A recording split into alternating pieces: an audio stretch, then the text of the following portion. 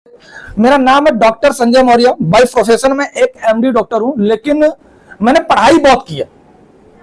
तो क्या आप लोग जानना चाहेंगे मैंने पढ़ाई कितनी की है? देखो, ये जानना जरूरी है, क्योंकि जब आप लोग फील्ड में उतरते हो ना, तो कोई व्यक्ति अगर क्लास में कुछ पढ़ रहा होता है, बच्चा अगर बीएससी कर रहा है, बीकॉम कर रहा है, एमबीए कर रहा है या एमसीए कर रहा है, कुछ भी कर रहा होता, तो अपने आप को 30 मार्क कहां समझता है।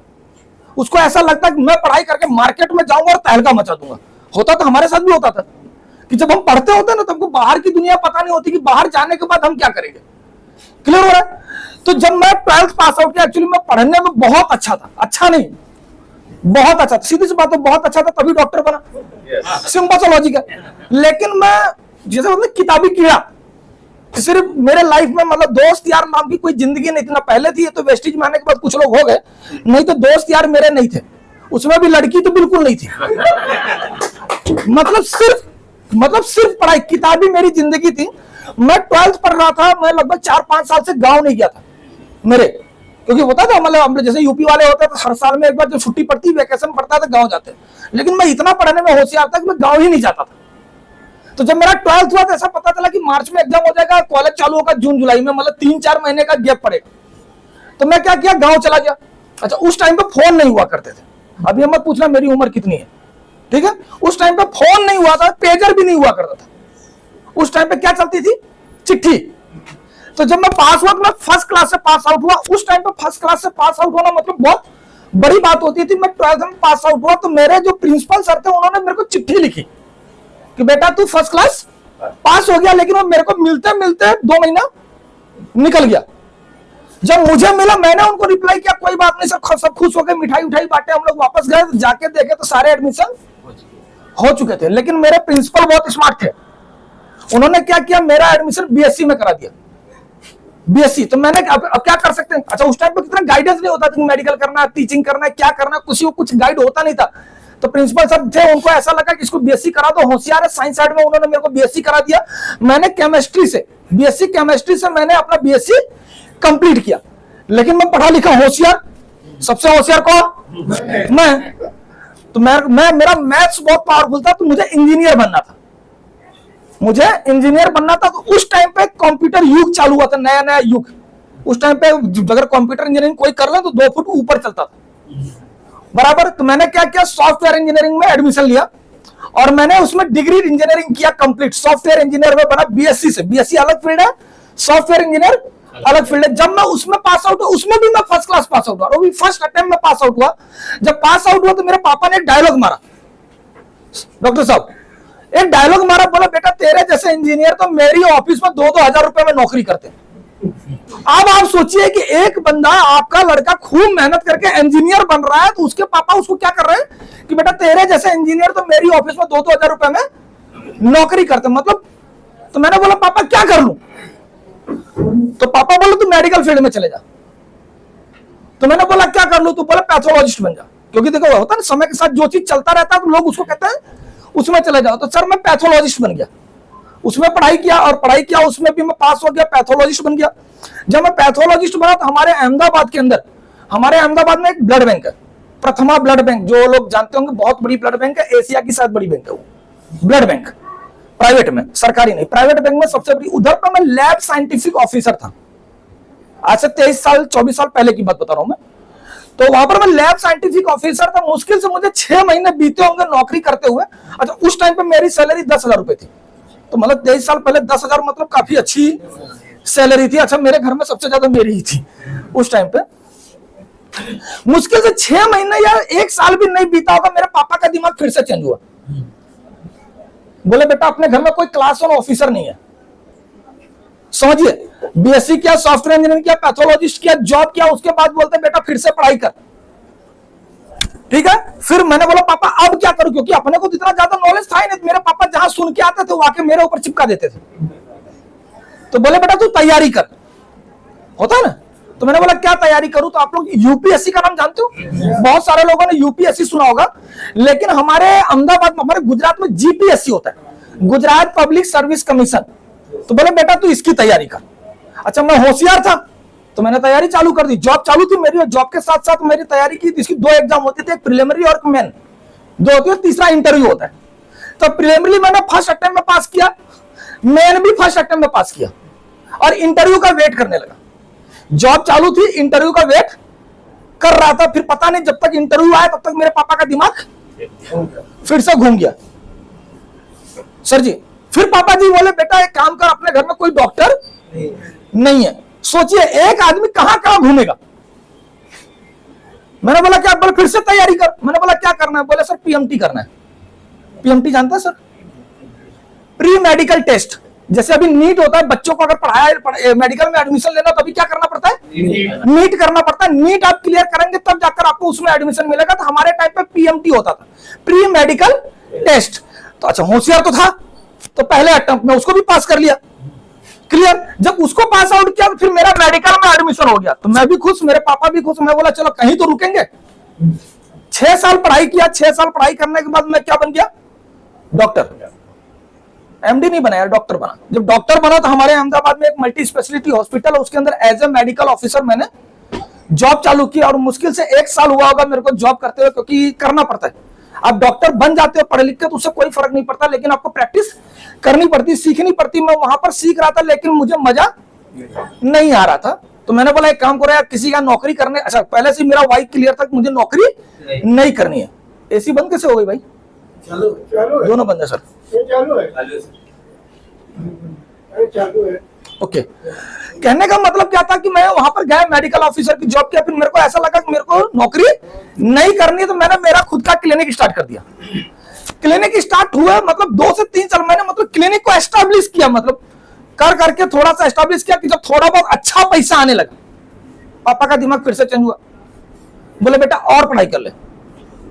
मैंने बोला क्या करना? बोले पोस्ट ग्रेजुएट कर ले। तो मेडिकल का पोस्ट ग्रेजुएट क्या होता है सर? एमडी होता है। तो फिर मैंने फिर से पढ़ाई चालू कर दी, ठीक है। और मैं आप लोगों के सामने एज ए एमडी डॉक्टर यहाँ पर खड़ा हूं, ठीक है। ऊपर वाले की मेहरबानी है कि अभी पापा मेरे नहीं है, नहीं तो मैं अभी कुछ और पढ़ रहा होता।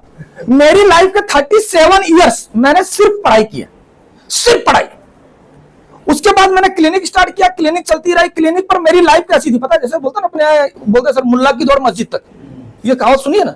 वैसे डॉक्टर की दौड़ कहां तक होती है? क्लिनिक तक। घर से क्लिनिक, क्लिनिक से घर, घर से क्लिनिक, क्लिनिक से घर, घर से 3 किलोमीटर की दूर का मुझे कुछ पता नहीं था। मुझे अहमदाबाद में भी जाना तो मेरे भाई से पूछना पड़ता था कि यार वहां का रास्ता बता दे तो मुझे जाना पड़ेगा। इतना मेरा मतलब वो था, क्योंकि मैं जिस चीज में घुस जाता था उसको सफल होकर मुझे फेलियर से डर लगता है। मुझे फेलियर से डर लगता है, यही कारण है कि आज मैं वेस्टिज में सक्सेस हूं। समझ मेरी बात? डर होना जरूरी है। मुझे फेलियर का डर लगता है, इसलिए मैं यहाँ पर आज सक्सेस हूं। क्योंकि मैं अगर फेल हो जाऊंगा तो लोग क्या कहेंगे, होता है ना सर। तो मुझे ये डर लगता था कि मैं फेल हो गया तो क्या कहेंगे लोग, क्लियर। ये तो मेरी पढ़ाई हुई कि मैं आज एमडी डॉक्टर हूं, सब कुछ किया, ये सब किया।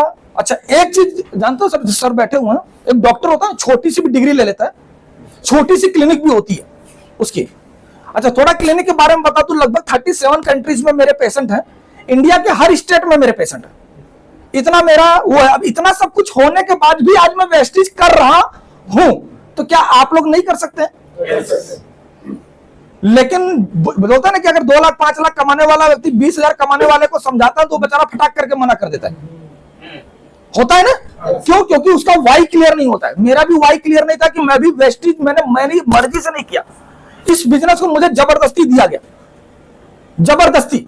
उसका 2 कारण थे। 2 कारण, एक था कि मैं इतना ज्यादा पढ़ा लिखा हुआ था, इतना ज्यादा पढ़ा लिखा हुआ व्यक्ति होगा तो उसके अंदर कुछ तो होगा।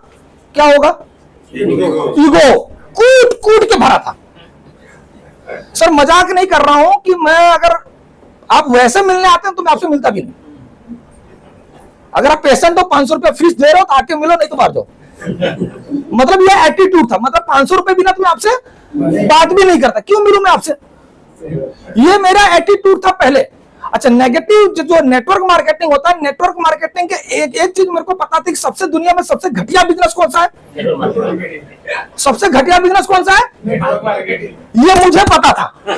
यानी अगर कोई मेरे पास नेटवर्क मार्केटिंग लेकर आता तो पहली बात तो मैं उससे मिलता नहीं था, और इन केस मिलता था तो उसको बेइज्जत करके भगाता था, यानी दोबारा मेरे पास आए नहीं। तो मेरे चाचा का लड़का था, वो क्राउन डायरेक्टर था वेस्टिज में, 5 लाख रुपया महीना कमाता था उस टाइम पे। अभी तभी कमा रहा है, उस टाइम पे 1 लाख कमाता था। वो बंदा अच्छा मेरे पास आता तो वो मेरे से हैसियत में भी छोटा, उम्र में भी छोटा, हर चीज में छोटा आता, तो बेचारा डर डर के ऐसे बोलता तो भैया ये किताब है, इसमें से देख लो, अगर कुछ प्रोडक्ट समझ में आए तो यूज करो। होता है ना, वो आता था बुक लेकर रख के जाता था, 6 महीने तक पढ़ा रहता था, 6 महीने के बाद वापस लेकर चला जाता था, फिर आता था, फिर रखता था, ऐसे 3 साल बिगाड़े उसने। लेकिन 3 साल में उसकी हिम्मत नहीं हुई कि मुझे वो वेस्टेज का प्लान बता सके, नहीं बताया। 3 साल मैंने रिजेक्ट किया। चौथे साल मेरे जो ग्रेट अपलाइन है मिस्टर राम वसी सर, मैं चाहूंगा उनके लिए आप लोग एक जोरदार ताली बजाइए। वो आए मुंबई से अहमदाबाद, हम लोग को यहां से दूसरी जगह जाना होता तो बहुत सारे बहाने आते। मुंबई से अहमदाबाद आए मेरे वो वहां पर, और उनके साथ भी वही चीज हुआ जो सबके साथ होता था। 6 महीने तक मैंने उनको भगाया। सोचिए, एक व्यक्ति हर 15 दिन पे अहमदाबाद से मुंबई जा रहा है और मैं उनको भगा देता था, 2-2 घंटे वेट करवाता था, भगा देता। आप लोग को कोई भगाए तो दोबारा जाओगे? एक बार कोई मना कर दे तो भी नहीं जाओगे। लेकिन सर 6 महीने आए, 7वें 6ठे महीने में जब आए तो मतलब जैसे बोलते ना कि आदमी गुस्सा हो जाता है यार, क्या बार बार एक ही चीज। तो उन्होंने बोला सर एक काम करो, आप खाली ज्वाइनिंग कर लो, चाहे कुछ करो चाहे मत करो, ये वर्डिंग थे उनके। मैंने बोला सर तो मैं कर लूंगा, लेकिन मेरी 2 शर्त है। मेरी 2 शर्त है। पहली शर्त यह है कि मैं किसी को प्रोडक्ट बताने नहीं जाऊंगा, पहली शर्त। दूसरी शर्त यह है कि मैं 1 रुपए का प्रोडक्ट खरीदूंगा नहीं। 2 शर्त। अगर कोई व्यक्ति आपसे ऐसा बोलता है तो क्या आप उसकी ज्वाइनिंग करेंगे? नहीं करेंगे। ये 2 शर्त मैंने उनको रखी थी कि ना मैं एक भी प्रोडक्ट खरीदूंगा और ना ही मैं किसी को बताने जाऊंगा। ये मेरे वर्डिंग थे। उन्होंने बोला ठीक है तुम जुड़ जाओ, चाहे करो चाहे मत करो। ठीक है, तो मैं जुड़ गया। और सही बात है 3-4 महीने तक तो मैंने कुछ किया भी नहीं। 3-4 महीने तक कुछ भी नहीं किया। 3-4 महीने के बाद मेरे पास एक पेशेंट आया मेरे क्लिनिक पर, यहीं मुंबई से गई थी, लेडीज थी, 6 फुट हाइट थी, 120 किलो उसका वेट था, दोनों घुटने उसके खराब थे। और ऐसे रेफरेंस से आई थी वो पेशेंट जिसको मैं मना नहीं कर सकता था। उस पेशेंट को मैं मना नहीं कर सकता था क्योंकि घुटना इतना खराब था कि सभी डॉक्टर ने उसको बोल दिया था कि तुमको नी रिप्लेसमेंट तो कराना ही पड़ेगा। मैंने भी उसको बोला कि नी रिप्लेसमेंट कराना पड़ेगा, तो बोला नहीं सर। एक्चुअली मेरे पास वो पेशेंट आई थी, एक महाराज थे हमारे, उसमें शंकराचार्य सुना होगा, शंकराचार्य शंकर लोग, तो उसके पीठेश्वर थे ईश्वरानंद गिरी जी, आप लोग को यूट्यूब पे मिल जाएंगे। तो उनका ट्रीटमेंट 2017 में मैंने किया था, उनका वो महाराज जी का। वो 96 ईयर के थे, उनको फ्रोजन शोल्डर का प्रॉब्लम था, तो मैंने उनको ट्रीट किया था और वो एकदम ठीक हो गए थे। तो कहता ना कि जब बड़े बड़े ऋषि मुनि को आप ठीक कर दो तो आशीर्वाद मिल जाता है। तो जब अच्छा महाराज लोगों के पास जाता कौन है? सभी दुखी आत्माएं। साधु संतों के पास जाता कौन है? कोई खुशी मन से जाता है? नहीं। सभी दुखी आत्मा जाते हैं, हाथ जोड़ के अपनी प्रॉब्लम ही बताते हैं, चाहे कितना भी पैसा वाला। तो वो भी ऐसे लोग उनके पास जाते थे। तो उनके पास से मेरे पास IAS officer, collector, brigadier, colonel, general सब मेरे पेशेंट हो गए। जो भी उनके पास दुखी आत्मा जाए वो एक ही बोलता था कि मेरा डॉक्टर है, तुम उसके पास जाओ, तुम ठीक हो जाओगे। तो मेरी तो चांदी हो गई। अच्छा तब मैं वेस्टेज नहीं कर रहा था बराबर, लेकिन जब मैं वेस्टेज किया उसके 3-4 महीने के बाद वो लेडीज आई, और वो लेडीज ऐसे रेफरेंस से आई, मतलब उनके महाराज के। तो बोला नहीं, महाराज ने बोला कि आप ठीक कर दोगे तो आप ठीक कर दोगे, आप मुझे दवाई दो खाली। तो मैं सोचा इसको दूं क्या, इतनी सारी फाइल लेकर आई थी, सारी मेडिसिन लेकर आई थी, उसको देने का कोई फायदा नहीं था। तो मुझे मेरे अपलाइन की बात याद आई कि सर एक प्रोडक्ट है आयुर्वेदिक, उसको देंगे तो घुटने में काम करते हैं। मैंने बोला चलो ट्राई तो कर लेते हैं। तब मैंने मेरी पहली परचेजिंग की थी 124 पीवी की। 124 पीवी का मैंने उसको सप्लीमेंट, सारे के सारे सप्लीमेंट दिए, उसको दे दिए और देकर उसको भेज दिया। सबसे अच्छी चीज ये थी कि उसके ऊपर मुझे 300-350 रुपए की प्रोडक्ट फ्री मिली। और इंडियंस लोगों को फ्री की चीजें बहुत अच्छी लगती। मैंने बोला ये तो बहुत अच्छी है। सबसे अच्छी चीज है कि भाई ये मतलब प्रोडक्ट भी दिया। अच्छा मैंने उसको MRP पे दिया, लिया DP पे दिया MRP पे, तो डबल फायदा। लिया DP पे दिया MRP पे, ऊपर से 350 के प्रोडक्ट भी अपने को फ्री मिलेगा। मैंने बोला अच्छा, मैंने बोला रिजल्ट मिलेगा तो देखा जाएगा। 1 महीने के बाद उस लेडीज का मैसेज आया कि सर पेन में भी आराम है, स्वेलिंग भी कम है, प्लीज मेडिसिन डिसकंटिन्यू मत करना, मतलब बंद मत करना, आप इसी को चालू कर दो। तो मैंने क्या किया, मैं तो खुश हो गया, फ्री में प्रोडक्ट मिलते हैं। तो दो महीने के प्रोडक्ट उसको और सेल भेज दिए, ये मुंबई कुरियर कर दिया। 2 महीने के प्रोडक्ट भेज दिया, यानी 600 रुपए का प्रोडक्ट मिले, 650-700 रुपए के प्रोडक्ट फ्री मिल गए। अच्छा लगता है ना। पहले महीने का चेक भी आया 114 रुपए का, तो बहुत अच्छा लगा कि 114 रुपए का अपने को फायदा भी हुआ, ऊपर से MRP पे बेच रहा हूं। सबसे प्लस पॉइंट क्या था कि MRP पे बेच रहा था। एमआरपी पे बेच रहा था, डीपी पे खरीद रहा था, प्रोडक्ट फ्री मिल रहे थे और बोनस भी आ रहा था, मतलब घाटे का सौदा कहीं नहीं था। मैंने बोला किसी को बताने नहीं जाऊंगा, चलेगा, लेकिन अगर इसी में करूंगा तो भी मैं कुछ ना कुछ कर लूंगा। 2 महीने के बाद फिर से उसका मैसेज आया, बोले सर स्वेलिंग ना के बराबर है, पेन बिल्कुल नहीं है। मैंने बोला ये कौन सा मिरेकल हुआ? तो मुझे विश्वास हुआ कि लगता है इसके प्रोडक्ट में दम है। फिर मैंने क्या किया, सोरियासिस वाले पे चालू किया, डायबिटीज वाले पे चालू किया, बीपी वाले पे चालू किया, थायराइड वाले पे चालू किया, लेडीज प्रॉब्लम में चालू किया, हर एक प्रॉब्लम की मैंने इसकी टेस्टिमोनी चालू की।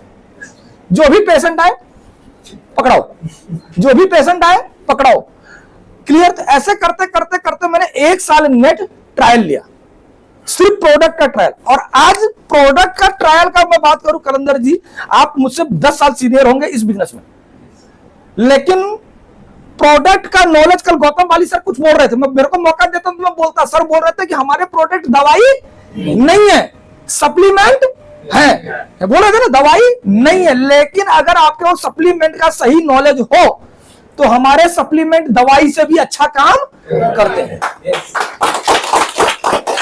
इसका झूठा टाटा उदाहरण मैं 2 केस बताता हूं। 2 केस अगर आपको समझ में आए तो, एक केस तो मेरे पापा का, मेरे घर में जब मैं ट्रायल ले रहा था तब की बात है, मेरे पापा को डायबिटीज था मोर देन 700, मतलब जो पिन करते हैं ना उसमें तो आता ही नहीं था, एरर ही आवे, हमेशा हमको लेबोरेटरी में भेजना पड़ता था और लेबोरेटरी वाला लिख के देता था कि मोर देन 700। अच्छा, एलोपैथिक दवाई लेने के बाद, दवा लेने के, अच्छा भूल चूक से कभी 200-300 के आसपास आ जाता हम लोग बहुत खुश हो जाते थे, चलो पापा का कम हो गया, मतलब 200-300 हम नॉर्मल समझते थे, लेकिन हमेशा मोर देन 700। फिर मेरे पापा को पेनिस में इन्फेक्शन हुआ, पेशाब की जगह पर इन्फेक्शन हुआ, वहां की सारी चमड़ी चिपक गई, छेद बंद हो गया, उनको सूजन आ गई। डॉक्टर ने बोला इसकी सर्जरी करनी पड़ेगी। मैंने बोला कर दो। तो बोला डायबिटीज कितना है? मैंने बोला मोर देन 700। सर, डॉक्टर ने भी सर पकड़ लिया, तो बोला सर इसको पहले ठीक करो। मैंने बोला सर हम लोग थक गए हैं, आप करो।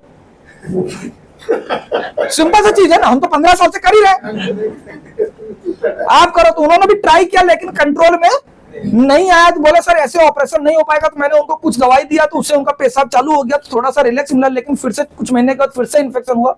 तब तक मेरे पास वेस्टिज आ गया था। अच्छा, तब तक मेरे को कॉन्फिडेंस भी आ गया था कि अगर ये सप्लीमेंट देंगे तो शायद काम कर जाए। तो मैंने मेरे पापा को डायबिटीज के लिए 4 से 5 या 6 सप्लीमेंट मैंने उनको दिया जनवरी में, जनवरी 2019 उनको दिया मैंने। जब ये सप्लीमेंट दिया तो उनका पहले मैंने जनवरी में दिया, 13 फरवरी को हमने रिपोर्ट कराया तो उनका आया 190। कितना आया? 190। 700 से कितना आ गया? 190। और 190, अच्छा एलोपैथिक दवाई चालू थी, बंद नहीं करवाई थी, लेकिन उसके बाद भी 700 के नीचे आता ही नहीं था। लेकिन साथ में हमने सप्लीमेंट दिया तो कितना आया? 190। और 190 में उनका ऑपरेशन हो गया, क्योंकि 200 के अंदर अगर आपका डायबिटीज रहता है तो ऑपरेशन हो जाता है। फिर हमने क्या किया, उनको फरवरी में दिया, मार्च में दिया, अप्रैल में दिया और मई में दिया। 4 महीने मैंने एक्स्ट्रा दिया तो उनका रिपोर्ट आया खाने के बाद का 117 और खाली पेट आया 85। 117/85। तब से लेकर मेरे पापा भी एक्सपायर हो गए, लेकिन कभी भी उनका शुगर बढ़ा ही नहीं। अच्छा, उसके बाद वो आइसक्रीम भी खाते थे, मिठाई भी खाते थे, जलेबी, मतलब जितना 15 साल में नहीं खाया था वो सब कुछ खाए। तो इसमें पता है, अच्छा ये क्या होता है कि किसी और को बोले वो झूठ भी बोल सकता है, लेकिन जब हम रूबरू देख रहे हैं, टेस्टिंग के साथ देख रहे हैं, तो उससे हमको क्या मिलता है? कॉन्फिडेंस लेवल मिलता है। मुझे ऐसा चला कि अगर मेरे पापा का इतना 15 साल का जिद्दी से जिद्दी डायबिटीज जा सकता है तो दुनिया का कोई भी रोग ठीक हो सकता है। तो मेरा धीरे धीरे धीरे धीरे कॉन्फिडेंस लेवल बढ़ने लगा। इसी बीच में मेरी एक शख्स से मुलाकात हुई, वो भी स्टोरी सुनाना चाहूंगा, सुनना चाहेंगे? यस। मेरे अपलाइन का फोन आया मेरे पास कि सर हमारे सीनियर एक है अहमदाबाद में, आप उनसे मिल लीजिए। सर आने दीजिए, बहुत गर्मी लग रही है सर। मेरे जो सीनियर थे, मेरे अपलाइन मुंबई से वो भी अहमदाबाद गए और हमारे सर ने, अच्छा तब तक मैं नेगेटिव था, नो डाउट मैं सप्लीमेंट खरीद रहा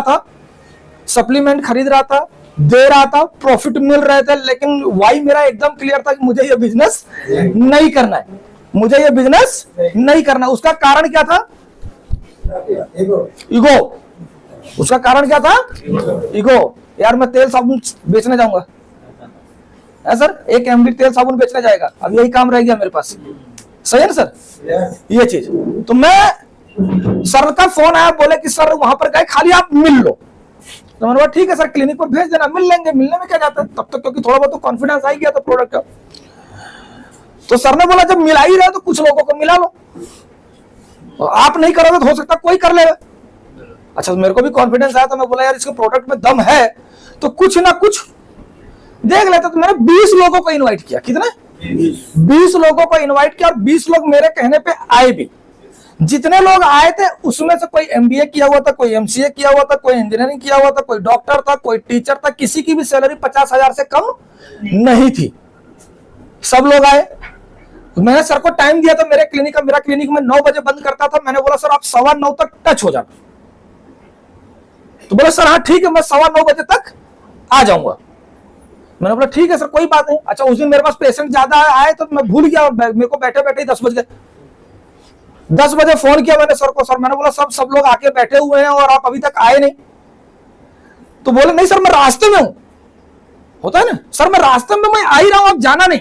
मैंने बोला ठीक है सर, कोई बात नहीं, वेट कर लेते। जब आधे 1 घंटा तो चला ही गया था। अच्छा, उसमें से फिर आधे लोग चले गए। जो 20 लोग आए थे उसमें से जो लेडीज डिपार्टमेंट थी वो चली गई, क्योंकि लेडीज लोगों को इतना अलाउ नहीं होता कि लेट नाइट तक वो रुके, और अभी बिना कारण के क्यों बैठे।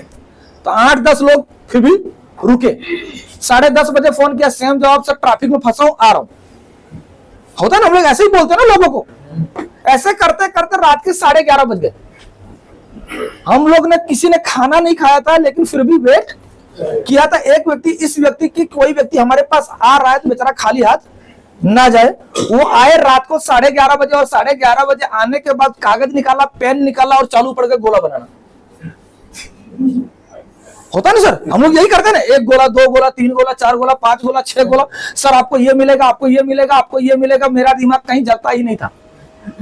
क्यों नहीं चलता था? कि सर जितने का वो मेरे को सपना दिखा रहे थे, उससे 2 गुना 3 गुना तो मैं पहले से कमा रहा था।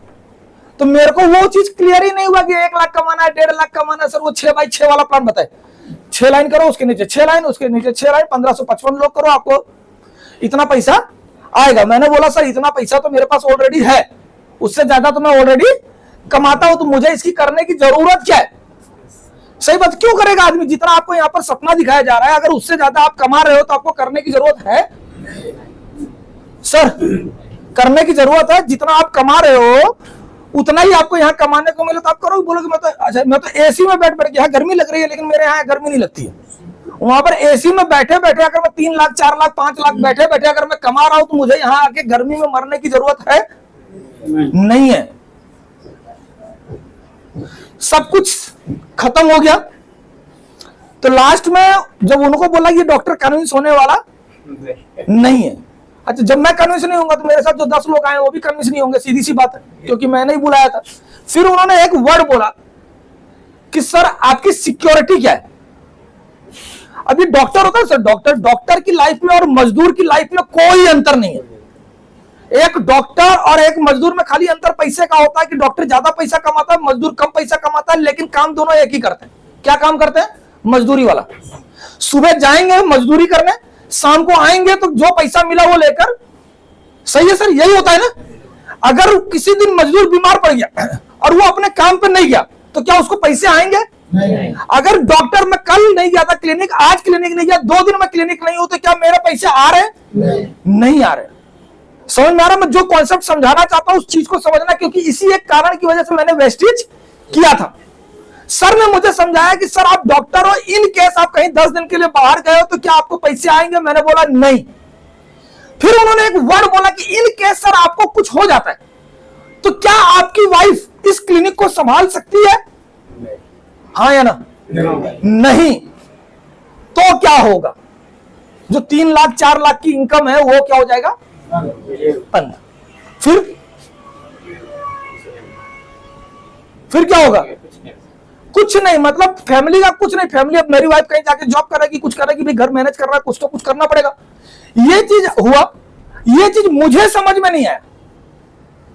अच्छा, मुझे समझ में नहीं आया, क्यों नहीं आया? मेरे पास भी घर था, गाड़ी था, 2 दुकानें थी, सब कुछ था। मैं दुकानें भाड़े पे जाती तो भी आराम से मेरे घर वाले, नो डाउट वो लग्जरी लाइफ नहीं जी पाते, लेकिन उनको कोई प्रॉब्लम नहीं होती। लेकिन मेरी वाइफ के दिमाग में वो चीज टच हो गई, सिक्योरिटी।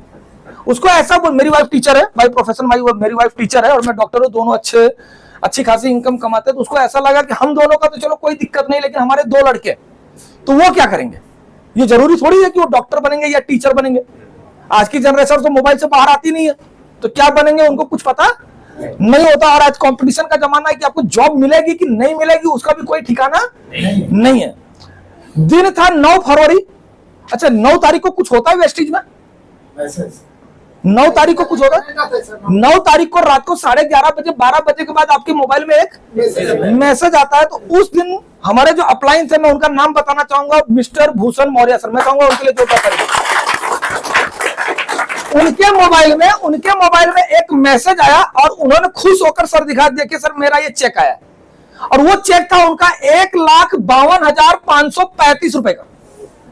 9 फरवरी का चेक था। ये चेक उनको याद नहीं है, भूषण सर को ये चेक, सेम डेट का चेक उनको याद नहीं है। आप जाकर उनसे पूछिए 9 फरवरी 2018 में जो चेक आया था, आपका कितना चेक आया था? तो वो चेक था 1,52,535। जब ये चेक सब लोगों ने देखा तो मुझे छोड़ के सब हैरान हुए, क्योंकि जो व्यक्ति चेक दिखा रहा था वो पहले क्या था? Auto rickshaw driver. और जो 10 लोग बैठे थे वो क्या थे? कोई एमबीए किया हुआ था, कोई एमसीए किया हुआ था, कोई मैकेनिकल इंजीनियर था, कोई इलेक्ट्रिकल इंजीनियर, मतलब सब हाई प्रोफेशन के लोग थे। लेकिन किसी की सैलरी 50,000 लाख रुपए नहीं थी। लेकिन एक ऑटो रिक्शा ड्राइवर की इनकम कितनी थी? 1,52,535 रुपए। बहुत मायने रखती है। और इस एक चेक ने मेरी वाइफ के दिमाग में ठूस दिया कि मैं एमए बीएड टीचर, मेरी सैलरी इतनी कभी नहीं होगी। और एक ऑटो रिक्शा ड्राइवर की इनकम 1.5 लाख प्लस, यानी इसमें पॉसिबिलिटी है। हम लोग वहां से गए, भूषण सर चले गए अपने घर। हम लोग जब घर पे गए ना, तो मेरी वाइफ मेरे को 2 दिन तक सोने नहीं दी। पहले मैं बोलता था कि ये वेस्टिज का प्रोडक्ट है, बोले ऐसा फालतू चीज घर में नहीं लाने का। मतलब उसके पहले, मतलब जब ये खरीद के लाते तो फ्री का तो अच्छा लगता था, लेकिन बोले कि ऐसा फालतू चीज में पढ़ने का नहीं। लेकिन जब वो चेक देखा, वो सब कुछ देखा, उसके दिमाग में घुस गया और उसने बोला कि मतलब ये अब अपने को ये करना है। और 2 रात तक मेरे पीछे पड़ी रही, नहीं अपने को करना है, अपने को करना है, अपने को करना है। और उस दिन से हमने इस बिजनेस को करना शुरू किया। और शुरू कैसे किया? पार्ट टाइम शुरू किया, पार्ट टाइम, क्योंकि मैं मेरे क्लिनिक को डिस्टर्ब नहीं करना चाहता था, क्योंकि मेरा वाई क्लियर था। हमने संडे काम किया। संडे सुबह 7 बजे निकल जाते थे, रात को 11 बजे 12 बजे 1 बजे तक, मतलब 18 घंटे हमने वेस्टिज के ऊपर काम किया। सिर्फ एक दिन जहां जाते थे वहां 30 लोग 40 लोग 50 लोग की मीटिंग करते थे, जहां पर भी जाते थे। उसका कारण क्या होता था कि वैल्यूएशन अच्छी थी, सब लोग विश्वास करते थे। जहां पर जाता था वहां 10-20 लोग इकट्ठा हो जाते थे। सुबह निकलते थे, टिफिन लेकर निकलते थे कि सुबह निकले, सुबह खा के निकले, दोपहर का टिफिन लेकर निकले, दिन भर मीटिंग करते थे। और जैसे ही हमने वो चालू किया, तुरंत के तुरंत हम लोग क्या बने? ब्रोंज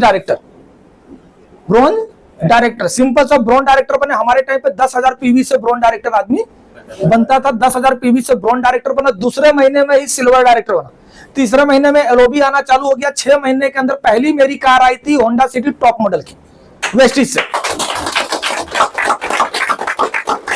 इसका नेगेटिव व्यक्ति, लेकिन 6 महीने के अंदर आके कार खड़ी हो गई। अच्छा, जैसे बोलता ना कि घर में सपोर्ट नहीं मिलता है, बीबी सपोर्ट में थी लेकिन मेरे पापा सपोर्ट में नहीं थे। मेरे पापा ही बोलते थे कि मेरा बेटा और मेरी बहू दोनों पगला गए, ये वर्डिंग थे। जैसे घर पे कोई मेहमान आया और पूछे रात को 11 बजे 12 बजे आ रहे हैं, तो बोले ये दोनों पागल हो गए। लेकिन पापा को एक इतना विश्वास था कि मेरा बेटा कभी कोई गलत काम नहीं करेगा। मैंने उस चीज को किया। उसके बाद 2019 में कुछ नहीं हुआ, एलओबी लेता रहा। हाँ, ये है कि कभी चेक कम नहीं हुआ, अपना पेमेंट आता रहा, हर महीने पेमेंट आता रहा। 2020 में पहला फॉरेन टूर मैंने लिया। अच्छा, सबसे अच्छी चीज क्या थी पता है? कि मुझे किसी ने ये नहीं बताया था कि आपको 6 लाइन बनाना है, आपको 8 लाइन बनाना है, क्योंकि डरता था कि इसको बोल देंगे 8 लाइन बनाना, कहीं छोड़ ही ना दे। मेरे अपलाइन में रामसी सर ने कभी मेरे को ये नहीं बताया था कि स्ट्रक्चर जैसे हम बताते हैं 6 लाइन बनाओ 8 लाइन बनाओ। बोले हाँ, 1 लाइन से भी पैसा आता है, 2 लाइन जो वो करो। तो मैंने क्या किया था, 1 लाइन में ही सबको भर दिया था। तो वो मेरी अभी पावर ले गए। तो वो भी अच्छा काम हो, जो होता है अच्छे के लिए ही होता है। जब मैंने फर्स्ट टूर किया तो सर हमारे आरसी यादव सर हमारे साथ थे। हम लोग कितने लोग थे? 5 लोग, मात्र 5 लोग थे। वहां पर हमारे साथ एक स्ट्रेटजी हुई थी। अच्छा, होता ना जैसे ईगो तो पहले भी था, उस टाइम पे भी था ईगो। या डॉक्टर हूं, पीछे थोड़ी बैठूंगा। जाके हम लोग आगे बैठ गए, हम पांचों लोग जाके आगे बैठ गए। अच्छा, वो रिजर्व सीट नहीं थी, जैसे होता है ना कि रिजर्व सीट लिखी होती है, वो रिजर्व सीट नहीं थी। तो हम लोग इतने होशियार थे कि जो रिजर्व सीट है हम उस पर नहीं बैठेंगे, बिना रिजर्व वाले सीट में हम लोग जाके बैठ गए। आधे घंटे के बाद अनाउंस होता है कि दूसरी रो भी खाली कर दो। मैं पहली रो में नहीं बैठे थे, दूसरी रो में बैठे थे, गाला डिनर था वहां पर, और खाली कर दो। तो हम लोग बैठे रहे और बैठे रहने के बाद आगे वॉलंटियर्स उठाने के लिए, सर आप खाली हो जाइए, बहुत सारे यूसीडी बाकी, आपको उठना पड़ेगा। अब हम सर 5 लोग थे, हम लोग उठ के पीछे गए, तो पीछे देखा एक भी सीट नहीं थी। हम लोग लगभग आधे घंटे खड़े थे तो मेरे अंदर गुस्सा आ रहा था, गुस्सा। और मैं सर को बोला, सर ये बेइज्जती करवा रहे हो। होता है ना बेइज्जती, तो यहां लगता था, यहाँ मैंने बोला सर नेक्स्ट टाइम टूर आएंगे तो यूसीडी के साथ आएंगे, नहीं तो आएंगे नहीं। अब यहाँ पर 2 चीजें हो सकती थी, या तो मैं वेस्टेज छोड़ देता, सिंपल होता है, तो गुस्सा आता, 2 ही चीज हो सकता है ना यार, या तो वेस्टेज छोड़ देता या तो मैं यूसीडी करके आता। लेकिन मैंने बोला मेरे को फेलियर से डर लगता है। मेरे जो डॉक्टर्स का ग्रुप है उसमें मेरा नाम था नोनी बाबा। वो लोग ने मेरा पैट नेम रखा था नोनी बाबा वेस्टिजाचार्य। समझ, ये मेरा मतलब, वो लोग ने उसमें ग्रुप में मेरा नाम रखा था, मतलब इतना मुझे क्रिटिसाइज करते थे। सिंपल सा चीज है कि इतना बड़ा डॉक्टर अगर करता तो लोग क्रिटिसाइज करते हैं, लेकिन जब गाड़ी आई तो थोड़े से शांत हुए। जब पहला फॉरेन टूर किया तो शांत हुए। सर को मैंने बोला सर हम बिना यूसीडी के तो यहाँ नहीं आएंगे, फिक्स। वहां से आया, जैसे ही फरवरी का टूर था, हमने मार्च महीने में, मैंने सबसे पहला मेरा टारगेट लिया, स्टार से डायमंड किया तुरंत। अप्रैल को छोड़ा, मई महीने के अंदर मैंने क्राउन किया, क्लियर। तो क्राउन करने के बाद फिर उस टाइम पर लॉकडाउन लग गया था, मार्च में मेरा क्राउन हुआ, उसके 2 महीने पहले लॉकडाउन लग गया था। लेकिन मैंने क्राउन किया था लॉकडाउन के अंदर, और उसी लॉकडाउन के अंदर 3 महीने के अंदर मैंने अपना हाउस फंड भी मेंटेन किया। उसके अंदर सबसे अच्छा, देखो अच्छा, कोविड जो आया था वो अच्छा था कि खराब था? अच्छा था। देखो, किसी के लिए अच्छा था, किसी के लिए खराब था। अगर आप उसको नेगेटिव ले रहे हैं तो आपके लिए खराब था, मैंने उसको पॉजिटिव लिया, इसलिए मेरे लिए अच्छा। तो मेरे लिए अच्छा ये क्यों था कि उस टाइम पे गवर्नमेंट ने एक रूल्स एंड रेगुलेशन हमारे गुजरात में लगाया था कि जिसका क्लिनिक, जिसका हॉस्पिटल कोविड हॉस्पिटल डिक्लेयर होगा वही क्लिनिक चलाएगा, वही हॉस्पिटल चलाएगा, नहीं तो उसको परमिशन नहीं है। तो मुझे 4 महीने का टाइम मिल गया, मेरे को कोविड का वो नहीं मिला था। लेकिन मैं फिर भी 2-3 घंटे के लिए चुप के जाता था, क्योंकि हमारा एरिया था, हमारे एरिया में पुलिस वाले रोकते नहीं थे, जाता था। लेकिन उस टाइम पे एक नया इन्वेंशन हुआ था अपने नेटवर्क मार्केटिंग के अंदर, जूम चालू हुआ था। तो उसके पहले की हिस्ट्री बताता हूं। 8 मार्च 2020 से पहले, 8 मार्च 2020 से पहले मैं कभी भी किसी भी वेस्टेज की मीटिंग में नहीं गया था। स्टार डायरेक्टर बन गया था 8 मार्च 2020 से पहले। वहां 8 मार्च 2020 को पहली मीटिंग मैंने अटेंड की थी। उसके पहले मैं कभी भी वेस्टेज की मीटिंग में नहीं गया था, कभी सीएनटी अटेंड नहीं की थी, कभी बीआईपी अटेंड नहीं की थी, कभी बीएलसी अटेंड नहीं की थी, कोई भी मीटिंग मैंने अटेंड नहीं की थी। वो मेरी पहली मीटिंग थी, और पहली मीटिंग के बाद ही क्या लग गया था? लॉकडाउन। ब्रांच नहीं, डीएलसीपी पे भी नहीं गया था सर, कहीं पर, ब्रांच तो छोड़ दो, कहीं पर भी नहीं गया था, क्लियर। किसी भी मीटिंग में नहीं गया था। और उसके बाद लग गया लॉकडाउन, और वहां से चालू हो गया जूम। तो उस जूम को मैंने अपॉर्चुनिटी में लिया। सुबह 4 बजे मैं जूम चालू करता था, रात को 11 बजे तक जूम चलता था, मैं दिन भर देखता था। कौन से लीडर का रहा है उससे मेरे को कोई मतलब नहीं, लेकिन मैं उसको सीखता जाता था। इतना सीखा कि मास्टर हो गया। सीखना, मैंने उस चीज को यूज किया, उस समय को मैंने यूज किया, मैंने उस समय को वेस्ट नहीं किया। लोगों ने पता नहीं पिक्चर देखने में वेस्ट किया होगा, लोगों ने सोने में वेस्ट किया होगा, लोगों ने पता नहीं क्या क्या किया होगा, लेकिन मैंने उसको क्या किया? सीखने में यूज किया। मैं सही बताता हूं, उसके पहले मेरे को नेटवर्क मार्केटिंग का एन भी नहीं पता था। मैं स्टार डायरेक्टर बन गया था मेरे क्रेडिट पे डॉक्टर हूं। मैं इनको बोलता था भैया आ जाना, जुड़ जाते। हाँ डॉक्टर साहब बोल रहे ना, चलो जुड़ जाए। तो लोग ऐसे जुड़ते थे, मतलब मेरे नाम पे जुड़ते थे। लेकिन मुझे नेटवर्क मार्केटिंग में क्या करना है, कैसे करना है, लोगों को कैसे समझाना, कुछ भी नहीं पता था। ये जूम आया और जूम से मैंने सीखना चालू किया। सीखते फिर क्लास भी लेना चालू किया। डीएलक्यू का सेशन मैंने किया था, 40 सेशन डीएलक्यू का सेशन किया था मैंने, और वो बहुत ही जबरदस्त है। जिसको चाहिए उसको यूट्यूब पे मिल भी जाएगा, है अभी भी है यूट्यूब पे है वो सेशन। मतलब सर ऐसा है कि अगर आपका कोई नया बंदा 40 सेशन देख रहे हैं ना तो कभी वेस्टेज छोड़ के जाएगा ही नहीं। तो मेरे अंदर इतना कीड़ा घुस गया इसका, नेटवर्क मार्केटिंग, मतलब वेस्टेज का, सॉरी नेटवर्क मार्केटिंग नहीं कहूंगा, वेस्टेज का कीड़ा मेरे अंदर घुस गया। इतना ये हो गया कि नहीं यार, इससे बढ़िया चीज तो कुछ है ही नहीं सकती।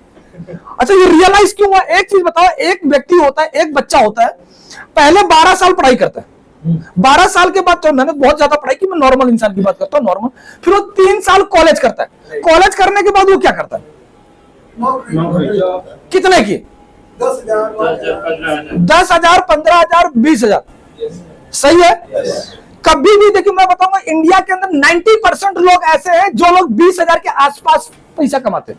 90% लोग 20-25 के आसपास पैसा कमाते हैं, वो लाख के ऊपर कभी गए ही नहीं। जो लाख के ऊपर गए वो 10 के अंदर है, 10% के अंदर 90% लोग हैं। समझ में? उसका कारण क्या है? सोच, क्योंकि वो पैसा कमाना ही नहीं चाहते। कल एक जन ने, किसी ने स्टोरी सुनाई थी, पानी वाली, सुना था ना? एक स्टोरी सुनाई थी, पानी की बोतल, प्यास। तो जो 20,000 कमाता है ना सर, उसको प्यास ही नहीं होती, वो सेटिस्फाइड होता है कि मैं 20,000 में मैं खुश हूं।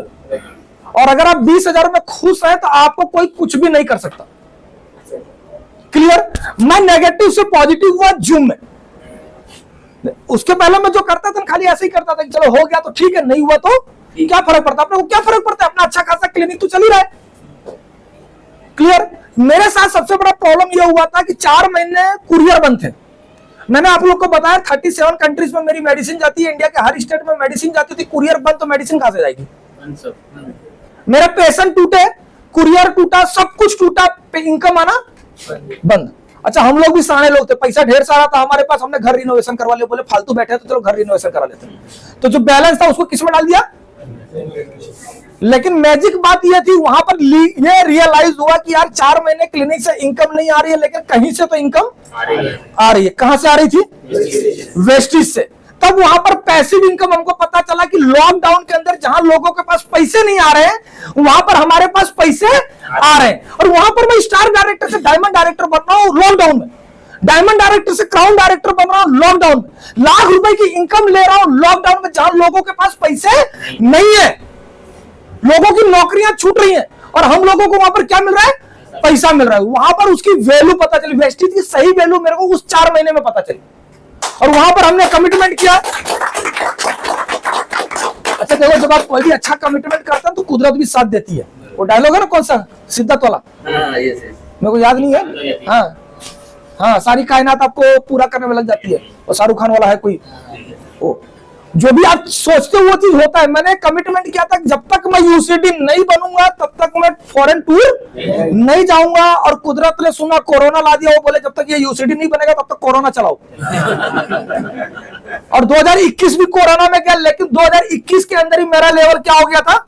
यूसीडी। और जैसे ही कोविड खत्म हुआ 2022 के अंदर, उसके बाद हमारी कंपनी ने अगस्त में फिर से टूर दिया, तो वो मेरा सेकंड टूर था।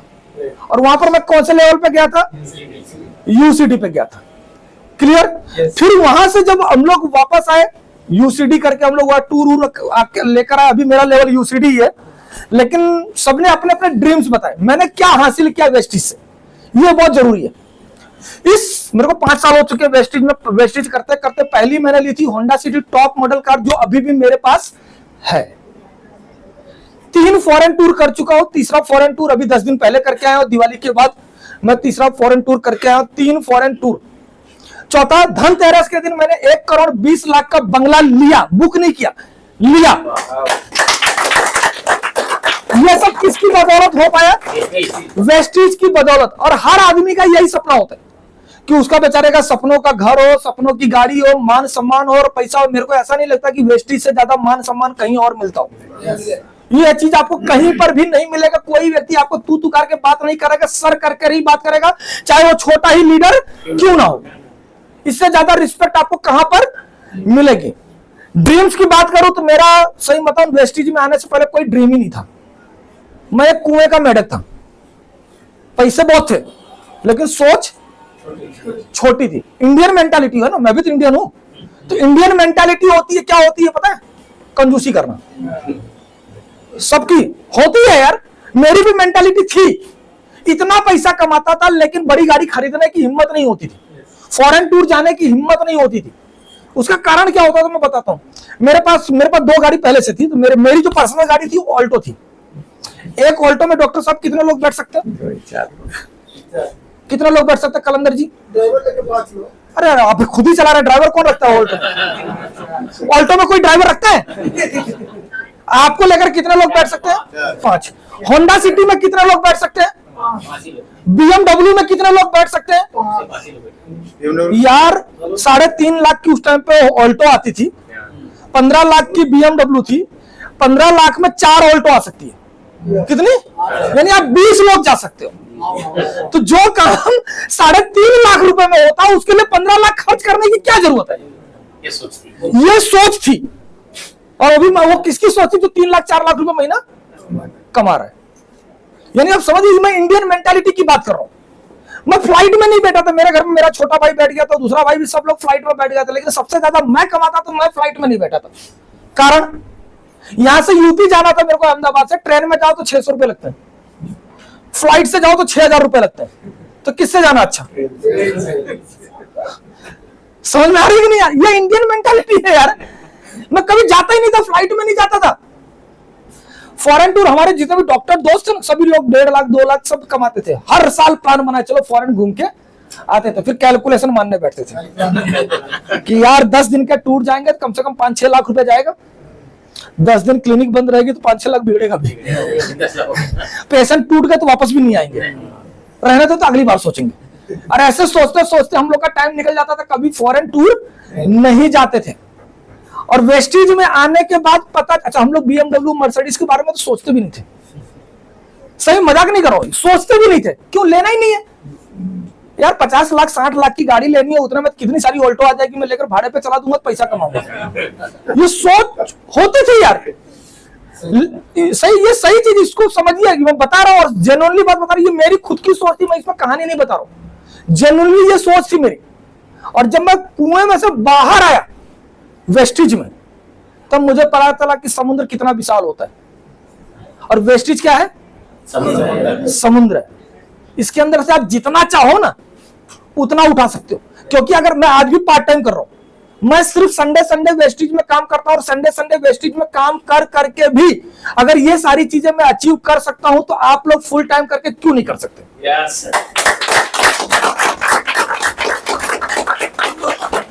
मेरा ड्रीम एक ही ड्रीम है जो शायद इसी साल पूरा हो जाएगा, नहीं तो नेक्स्ट ईयर तो पक्का है। क्या? फ्रंट रो में बैठना, अकेले जाके बोलना, भीड़ में नहीं जाना।